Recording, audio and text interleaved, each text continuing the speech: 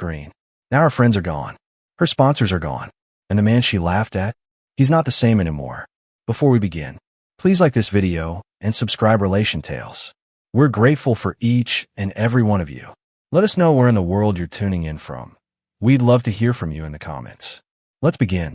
My name is Nathan Brooks. I'm 35, senior systems engineer, Atlanta-based. Not flashy, not loud, just stable. I'm the kind of man who solves problems quietly, professionally. I never raised my voice. Never needed to. But this isn't a story about how calm I was. It's about the day I chose war. And it all started with a woman named Cassidy. Cassidy Daniels was the kind of woman people remember. Smart, stunning, smooth like velvet over fire. She was a marketing freelancer with a booming online presence. IG, lifestyle reels, hashtag rise and grind quotes, the works. But what they didn't know, none of it was real. Not the life, not the love, not the loyalty. She wasn't rising. She was climbing, on the backs of people who trusted her, including me. The evening it all snapped was at my company's year-end gala. Big event. Black ties, wine glasses, fake smiles. I was receiving a commendation. Nothing flashy, but earned. I asked Cassidy to come, like always. She loved attention, so it wasn't a hard sell. What I didn't expect was the way she'd show up. She wore a red satin dress slit high up her thigh, backless, lips painted deep maroon. And the moment we entered the ballroom, she wasn't next to me anymore. She was across the room, with Reese Carter. You don't forget a guy like Reese. 26. Personal trainer, turned junior developer. Muscles, charm, ambition. I'd seen him around the office. Always laughing a little too loud. Always scanning the room for his next conquest. And Cassidy, she gave him everything. She touched his shoulder during a joke, leaned in like she couldn't hear, laughed like she forgot I existed. I stood across the room with a glass of sparkling water, eyes locked. The betrayal didn't hit like a car crash. It was slower, like watching someone take apart your house brick by brick while smiling. When we sat for dinner, she scrolled her phone like nothing happened. You seemed cozy with Reese, I said evenly. She didn't even look up. I was just being social. Sorry if that offends you. I'm not offended, I replied. I'm observant. She rolled her eyes. Nathan, not every interaction is a crime scene. Maybe learn to relax. But it wasn't just the words. It was the way she said them. Casual. Dismissive. Like I was the one overstepping. Like I should apologize for noticing. I didn't respond. I mentally logged the moment. Time-stamped. Cataloged. Labeled. First fracture. What followed wasn't a storm. It was worse. It was a slow leak. The Cassidy I loved turned into a roommate with a filter. She started leaving earlier in the mornings. Started working from co-working cafes that conveniently never had Wi-Fi. Her laptop always closed the moment I entered the room. Conversations shrank to "don't forget milk" or "did you see my charger?" She wasn't distant. She was gone. I came home one night and saw her phone charging in the kitchen. The screen lit up. Reese Carter, still thinking about earlier. That pic you sent. I froze. Didn't touch it. Didn't scroll. Didn't snoop. But now it was confirmed. She wasn't mine anymore. The next morning, I tried. One last time. Cass, are you being honest with me? She blinked. What are you talking about? Are you and Reese involved? She chuckled. Oh, we're doing this now? You gonna start checking my texts like some insecure ex from a teen drama? I'm not checking anything, I said softly. I don't need to. She walked away mid-sentence. That said everything. But instead of fighting, I started building. Not walls. A plan. Because she thought she could lie and control the narrative. She forgot she married a systems engineer. I don't lose control. I design it. What she didn't know is, the next party she walked into would change her life forever. And she'd never see it coming. Cassidy had no idea what I was building behind those quiet stairs. She still thought she had power. Still believed she was the puppeteer, and I was the emotionally starved, too loyal husband, clinging to the idea of what we used to be. But I was done clinging. I was now calculating. The same way I analyzed security threats at work, I began analyzing her patterns. Time of departure, return windows, posting schedules. I mapped it all, not like a jealous husband, like an analyst studying a compromised network. Because that's what she was now, a breach. She didn't know I'd moved $42,000 from our joint savings into my private high-yield account over 3 weeks. Not all at once, just small, unnoticeable bits. She didn't know I'd visited my friend Marlene at a boutique firm downtown, a lawyer who specialized in clean separations. She didn't know I'd installed a motion detection script on my own office computer that sent alerts to my phone when certain files were accessed remotely. She'd always said she never touched my stuff. Lies. Because 3 days later, I got a notification. Folder accessed. Nathan personal /docs/receipts. Timestamp. 2:13 p.m. Location. IP trace to the cafe where she worked. I smiled. Perfect. Every trap I was setting, she was walking straight into it. Then came Saturday. Cassidy got an invitation to an exclusive influencer rooftop party downtown. The kind of event where shallow people clap for each other in expensive heels and fake teeth. She glowed with excitement. Wore a champagne gold dress. Spent hours on her curls. Her friend, Mia, came to pick her up. She blew me a kiss on the way out like we were still playing house. Don't wait up, she winked. I didn't, because I had already hired a small projection setup. The exact rooftop where the event was being hosted. My friend Marcus handled AV installations for high-end venues. Told him I needed a visual test run for a client demo. 10 minutes. Silent. No company logos. No legal trouble. He owed me a favor. That night, Cassidy stepped into the event like a star. Her phone pinged with notifications. Selfies. Boomerangs. #blessed. But as the sky went dark, something lit up behind the rooftop bar. A projector screen. No warning. Just silence. And then an image. Her and Reese. A selfie she sent him. The one he screenshotted and saved. He'd shown it to one of the gym staff, who also happened to be Marcus's cousin. I had my copy within hours. Then came the second slide. Still can't believe he hasn't figured it out. You're way hotter anyway. Cassidy D. The screen stayed on for 60 seconds. Dead silence. A gasp. Mia stepped back in shock. Two people turned their heads toward Cassidy. One girl whispered something and walked away. She spun around in confusion. The screen went black. Done. Just a whisper. Enough to seed doubt. I hadn't hacked anything. Hadn't said a word. Just used what was already public. Used it smarter. She came home at 1:13 a.m., red lipstick smeared. Face flushed. Rage in her eyes. What the hell did you do? I looked up from my book calmly. You were glowing in that picture. Don't you dare. I didn't hack anything, Cass. Your fans saw your reality. That's all. She stormed into the bedroom, slammed the door, and screamed into a pillow like a child losing their favorite toy.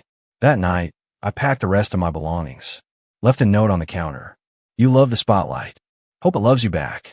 I moved into a quiet condo the next morning. My name only. Already furnished. A place with no mirrors that lied. I changed all my passwords. Blocked her on everything. But she wasn't done.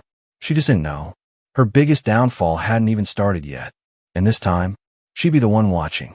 By Monday morning, Cassidy Daniels was trending, for all the wrong reasons.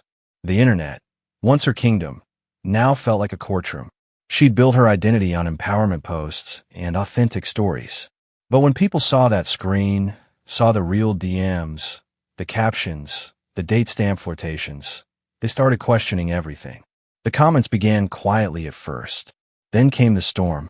Wait, didn't she post about being in a healthy marriage last week? Is this the same girl who said, loyalty is everything on her podcast? I used to look up to you. Unfollowing. She tried to do damage control.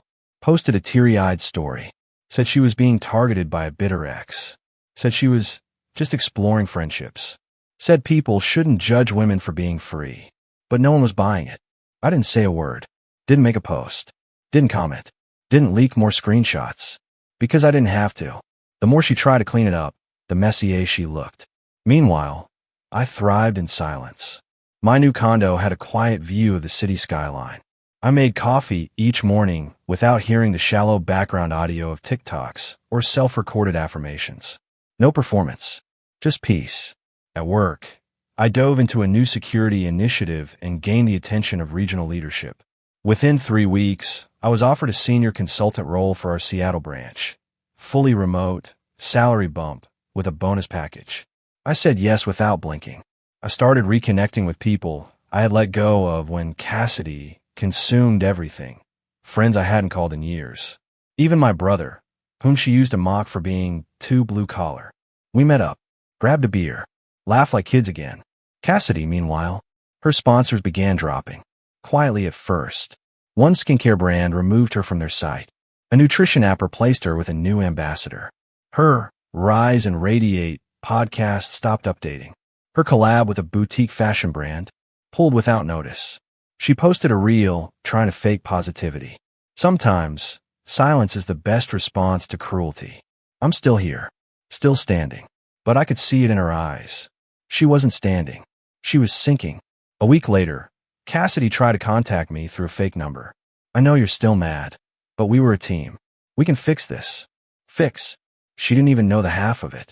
Because this wasn't revenge out of anger. This was closure with precision. I texted back only once. You built an empire on lies. It's not my fault the truth has better reach. She never replied. But she didn't stop talking about me. Mutual friends began messaging. Some neutral, some siding with her. Others secretly cheering me on.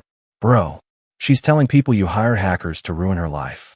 She's saying you planted the messages. She said you flirted with her friend first. I laughed. I didn't need to defend myself. Because Cassidy had already made her biggest mistake. She assumed the internet would protect her. That she could twist truth with tears and trauma posts. But her audience wasn't dumb. They were just delayed. And now, they were catching up fast. She was unraveling. And I hadn't even pulled the final thread. But soon, she'd be left with nothing but the truth. And that truth was coming to her doorstep. Cassidy always believed she could talk her way out of anything. And why wouldn't she? She'd spent years manipulating perception, slipping between personas like coats. Sweet on camera, cold in private, empowered online, entitled in real life. To the world, she was untouchable. To me, she was just unfinished business. But that was about to change. It started with her management agency. A friend of mine, Erica, worked in contracts for digital media talent. She didn't like Cassidy, never did. Said she was all sparkle, no substance. So when Cassidy tried to negotiate a new deal with a wellness brand, Erica flagged her file. The screenshots from the rooftop event, they had found their way into the internal review folder. A small note was added. Client's public integrity under question. Potential liability risk. Cassidy was dropped within 48 hours.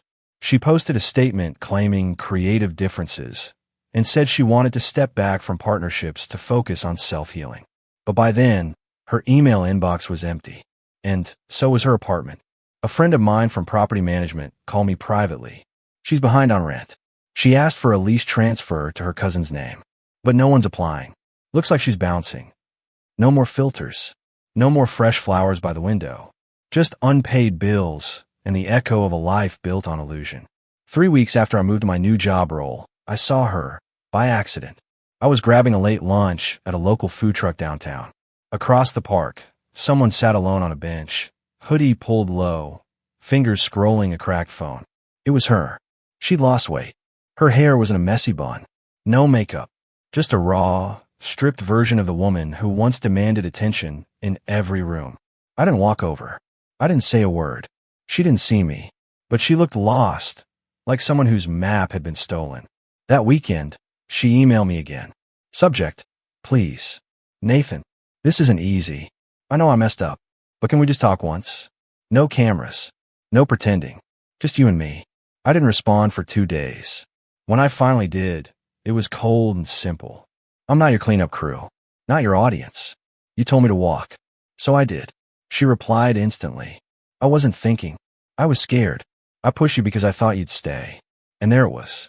The truth. She never wanted me. She just wanted control. She wanted someone who'd stay, even when she didn't deserve it. Then came the final blow. I was invited to speak at a local tech conference. Small crowd. Workshop format. Nothing fancy. But they made a promo reel from old social media highlights and press releases. One clip they used. A snapshot of our wedding photo. The one Cassidy once used for an engagement ad. I gave them permission to include it. Because it wasn't about her. It was about my journey. But her followers noticed. Comments flooded in. Isn't that Cassidy's ex? Wait, he's thriving? I thought SHE was the successful one. Her silence after that was loud. No new posts. No cryptic quotes. No updates. Just offline. Meanwhile, I went hiking the next weekend with some new friends. Made real conversations. No pretending. No performance. And on the way back, I realized something. The version of me that let Cassidy write his story, that man was gone. This new version, he didn't beg. He built. And what I built now couldn't be broken by anyone pretending to love me. The final meeting wasn't planned. But fate has a way of arranging confrontations we didn't schedule. It had been 4 months since I'd last heard from Cassidy. 4 months since I blocked her number, muted her socials, and walked away from a woman who once believed silence meant surrender. I had let her disappear. But now she was back, standing at the front of the small community bookstore I visited every Friday after work. Her hair was damp from rain, her sneakers scuffed, a plastic bag in one hand, her other curled tight around her phone. No makeup, no camera, just her. She looked smaller somehow.